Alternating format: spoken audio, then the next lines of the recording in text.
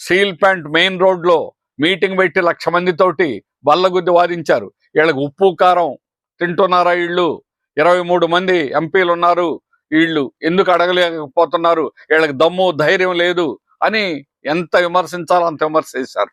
అలాంటి ఆయన ఈరోజు సొంత గనుల గురించి ఒక్క పొల్లెత్తు మాట కూడా మాట్లాడకుండా తప్పించుకోవడం ఏమిటి అని అడుగుతున్నాం.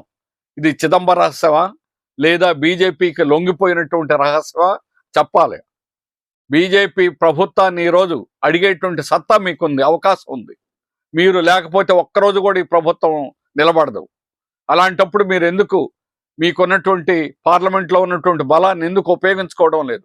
ఇప్పుడైనా మీరు ఆ బలాన్ని ఉపయోగించండి. బీహార్ నితీష్ కుమార్ ఖచ్చితంగా బీహార్కి కావాల్సిన ప్రయోజనాలన్నింటినీ ఈరోజు ఆయనకున్నటువంటి బలాన్ని ఉపయోగించుకుంటున్నారు. అంతకంటే బలం ఎక్కువగా ఉన్నటువంటి ఆంధ్రప్రదేశ్ కూటమి ప్రభుత్వం, తెలుగుదేశం, జనసేన ఎందుకు బీజేపీ మీద ఒత్తిడి తీసుకురాలేకపోతున్నారో ప్రజానీకానికి సమాధానం చెప్పాలని అడుగుతున్నాను.